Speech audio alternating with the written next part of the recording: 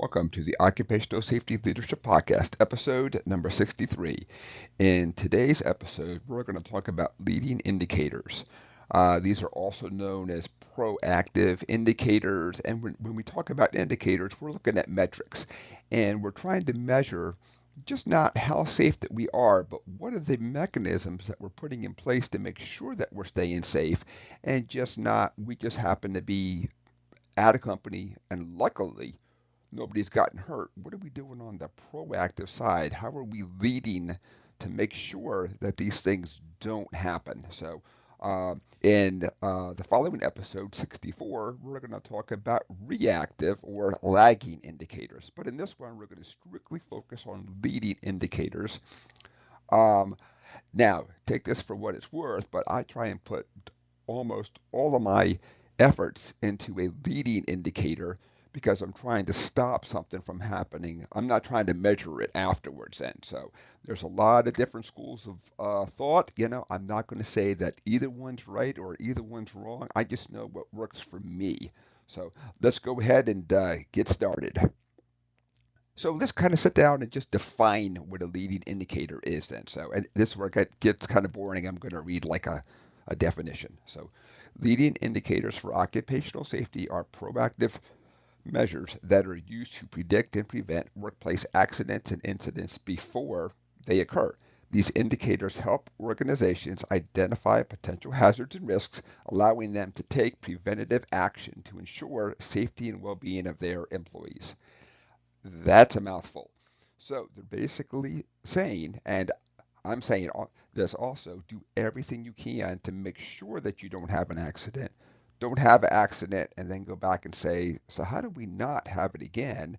Do everything you can to not have it in the first place. If it does happen, go back and figure out what holes that you had in place and then plug those holes, of course.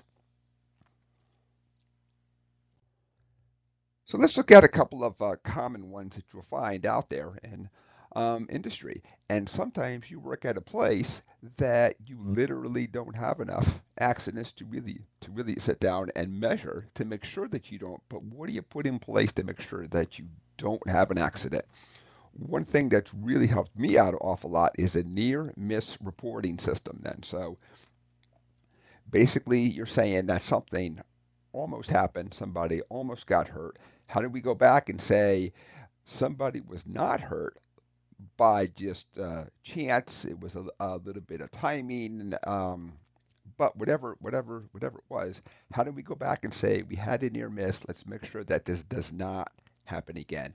And I use the same thing for chemical leaks too. Like when we think about how we're going to inspect the valve and we're going to do different things too, like how do we really make sure that we're not going to have a accident? And then if something that narrowly was not an accident, how do we go back, capture that data, and then engineer that out? I don't want to chalk it up to we were just lucky. Let's look at a few more out there. Training and education then. So when we look at the sessions out there, is it going to be led by the safety professional? Is it led by the supervisor? Who is doing this? And not just that, but is it being taken serious by management? Or is it something that basically says, if it happens to be slow, we want you to go do some training. And, if it's not slow, well, you just keep your head down and just keep on working. And when we think about the different training programs out there, hazard communication, PPE, lockout, tagout, and all that stuff, then we want to, in a proactive way, make sure people have this info as opposed to saying, now that we had an accident, now let's go back and figure out how we're going to train the folks to make sure we don't have it happen again. But one of the big indicators, of course, is management taking it serious? Are they going to shut down a line, or are they going to come up with a way that, let's say for the sake of argument, they have 100 people working, we're going to do 10 sessions of 10. That way the line is going to work still and people can get trained up. So there's a lot of ways to really achieve this one here. The next one that's helped me out an awful lot are safety inspections and audits. A safety inspection is more of like a monthly thing, whereas an audit is a much more deep dive into something then. And one of the things that I like to do, and I can't say that I invented this, but I like to get people from different departments to go and do a safety inspection of an area that they are not familiar with, because then they can ask questions like, so why is this like this? Why do we have pallets stored here? You know, how do we how, um, how do we respond to a chemical accident if we're here inside the warehouse? Where do we find the SDS sheets? Is it online? Is it an old style book? So they can kind of ask those other questions that maybe us as safety professionals, maybe we get a little too comfortable, because many times we're helping to set up the system, and so it's always hard to find a fault in your own system, of course, too. So let's look at a few more. Employee engagement and participation.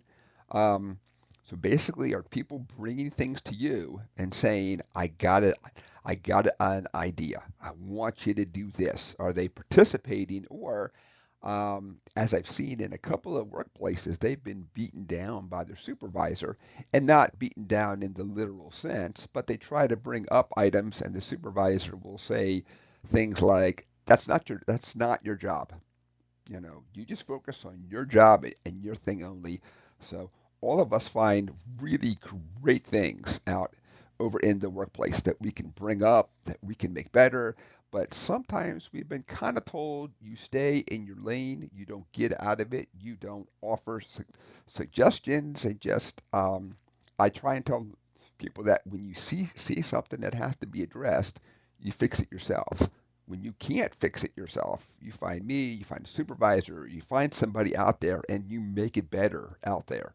So I can write a fantastic procedure from my cube, but I'm not the guy who looks at these hazards all day, every day. It's going to be those guys, the experts, the people who work inside the plant, who really know the hazards out there. Sit down, talk to them, and get their input. They are a wealth of knowledge out there. The next one, a safety culture assessment. So this is one that you send out a anonymous survey, and like all things, you have to go back and report the results, no matter how painful it might be, no matter how you might find it embarrassing when somebody says, everything's pretty good except this one time I saw the safety guy walk right past a hazard. So that safety culture assessment, and they're not assessing you, the safety professional, but they're assessing is the culture of the workplace out there. So I found that these are fantastic, and you also act on the results. You don't just say, "Hey, that's awesome. Looks like we're engaged about 50%. Maybe next year we'll shoot for like a 55%." You have to show that you're going to be serious about this. If you're not serious about this, you probably have set back your safety culture then by asking people and then not even addressing the answer. Look at just a couple more here. So when we kind of think about this, leading indicators, let's kind of wrap this up then. So leading indicators are meant to anticipate and prevent accidents, while lagging indicators are retrospective measures after a accident has already happened. And so you really have to have a combination of both. I try to put almost all of my effort for leading indicators, and then if something happens, I focus on the lagging indicators then. So, and that is it for episode number 63. I'd like to thank everybody for joining me today. Please keep in mind that what I covered today are only the things that worked for me. Always sit down and come up with what works for you and your workplace then, and implement that. And these are just a couple of tips and suggestions. That doesn't mean that you gotta follow this. It has to work for you out there.